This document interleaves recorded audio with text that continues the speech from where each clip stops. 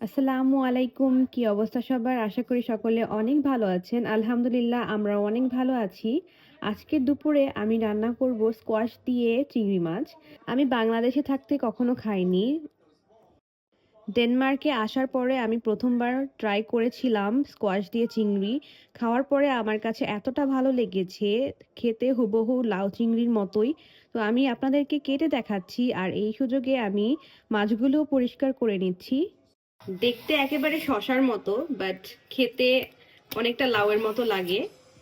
তো আমি সুন্দর করে ছিলে নিচ্ছি। দেখতেই পাচ্ছেন খুব সহজেই ছুলে নেওয়া যাচ্ছে। এখানে আমি সুন্দর করে কেটে নিয়েছি। খেতে কিন্তু অনেক মজা। দেখতে পেরেছেন আমার একটা কাটা শেষ, আরেকটা আমি ভালো মতো কেটে নিব। কেউ ইচ্ছা করলে এটা খোসা সহ রান্না করতে পারবে। আমি আজকে খোসা নিচ্ছি না, কারণ খোসাটাতে একটু তেতো তেতো ভাব আসে। তো যেভাবে ইচ্ছা সেভাবে কেটে নেওয়া যেতে পারে। তো আমি ভাবতেছি কিভাবে কাটবো।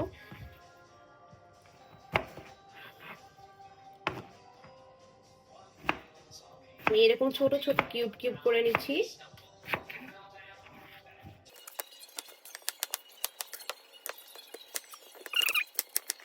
আপনারা আমার রান্নার ব্লগ কেমন পছন্দ করেন সেটা কিন্তু অবশ্যই আমাকে কমেন্টে জানাবেন।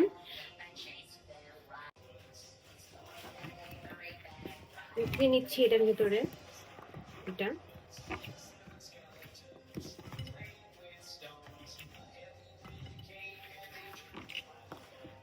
আর ইউরোপের, আমরা যেখানে থাকি ডেনমার্কে, এখানে খুবই কম আলো পছন্দ করে সবাই। খুবই খুবই অল্প আলোর মধ্যে থাকতে ভালোবাসে তারা, যে কারণে প্রত্যেকটা বাসার মধ্যে কম আলোর ব্যবস্থা করা। তো যদি চাও তোমরা বেশি আলো থাকতে পারবে, সেই ব্যবস্থাও করা আছে। তো সবাই যেহেতু কম আলোর মধ্যে থাকতে পছন্দ করে, তো আমরাও আর নতুন করে সেট আপ করিনি। তারা যেটা দিয়েছিল লাইট, সেগুলোই আমরা ইউজ করছি। তো আমি পরবর্তীটা ওইভাবে কেটে নিচ্ছি। আমার বাচ্চাটা পাশে বসে কার্টুন দেখতেছে, সে কারণে একটু কার্টুনের শব্দ পাওয়া যেতে পারে। তো আমি আবার কেটে এটা এখানে রেখে দিচ্ছি।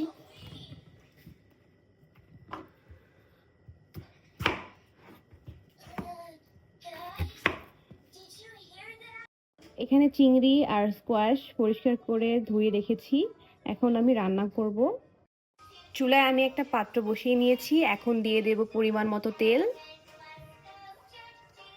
এরপর দিয়ে দিচ্ছি পেঁয়াজ বাটা, পরিমাণ মতো দিয়ে দেব জিরার গুঁড়া, দিয়ে দিলাম হলুদ আর মরিচের গুঁড়া। আমি লবণ দিয়ে দিয়েছি। এখন মিক্স করে নিব আর মশলাটা ভালোভাবে কষিয়ে নেব।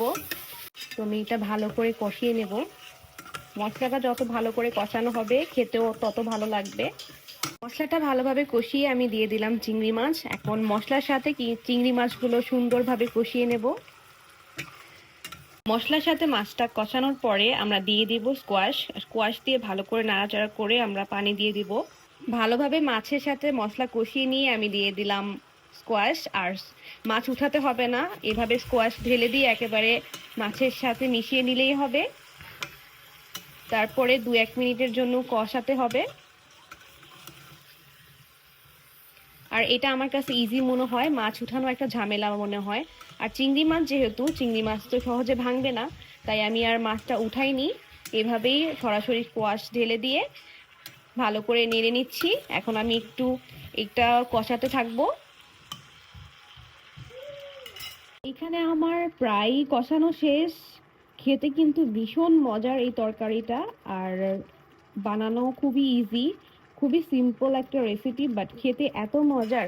আপনারা একবার যদি স্কোয়াশ দিয়ে চিংড়ি মাছ খেয়ে থাকেন, তাহলে আমার মনে হয় বারবার খেতে চাইবেন। প্রচুর প্রচুর প্রচুর মজা। তো আমি এই নিয়ে অনেকবার খাওয়া শেষ, যেহেতু আমি ডেনমার্কে এসেছি 1 বছর হয়ে গেছে। আমি অনেকবার খেয়েছি। আর যখনই আমাদের বাসায় চিংড়ি মাছ আনা হয়, তখনই আমি ট্রাই করবো এই চিংড়ি মাছ দিয়ে এরকম স্কোয়াশ রান্না। তো আমি এটা এখন পরিমাণ মতো পানি দিয়ে দেব। আমার পরিমাণ মতো পানি দেওয়া হয়ে গেছে, এখন অপেক্ষা করব শুধু সিদ্ধ হওয়ার। আর এখানে বেশি পানিরও প্রয়োজন হয় না, কারণ স্কোয়াশ সবজিটা খুবই নরম একটা সবজি। আর বেশি পানির প্রয়োজন হয় না, বেশি পানি দিতে গেলে তখন দেখা যাবে যে বেশি সিদ্ধ হয়ে গেছে, আর হচ্ছে ঝোলটা অনেক বেশি হয়ে যাবে, কারণ এটা অল্প পানিতেই সিদ্ধ হয়ে যায়। তো আমি পরিমাণ মতো পানি দিয়ে এখন অপেক্ষা করব সিদ্ধ হওয়ার। কয়েকটা মরিচ কেটে উপর দিয়ে দিয়ে দিলাম, এখন অপেক্ষা করব সিদ্ধ হওয়ার আর ঝোলটা টানার। এখানে ঢাকনা দিয়ে ঢেকে দিয়েছি, এখনই এত সুন্দর একটা স্মেল বের হচ্ছে। রেডি হবে কিছুক্ষণের মধ্যেই, আপনাদের সাথে শেয়ার করব কেমন লাগে দেখতে আর খেতে কেমন লাগে।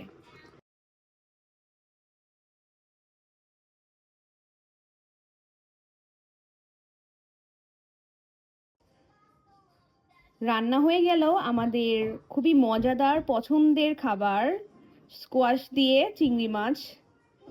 অনেক অনেক অনেক মজা। আপনারা নিশ্চয়ই একবার ট্রাই করে দেখবেন, আর হাতের কাছে যদি পেয়েই যান অবশ্যই রান্না করে খাবেন এভাবে। আশা করি আপনাদের কাছে ভালো লাগবে। ভালো লাগলে আমার ভিডিওতে লাইক কমেন্ট করবেন আর ভিডিওটা শেয়ার করবেন, আপনার গ্যালারিতে রাখতে পারেন। আশা করি আপনাদের কাছে ভালো লেগেছে। আজকের মতো এখানেই বিদায় নিচ্ছি।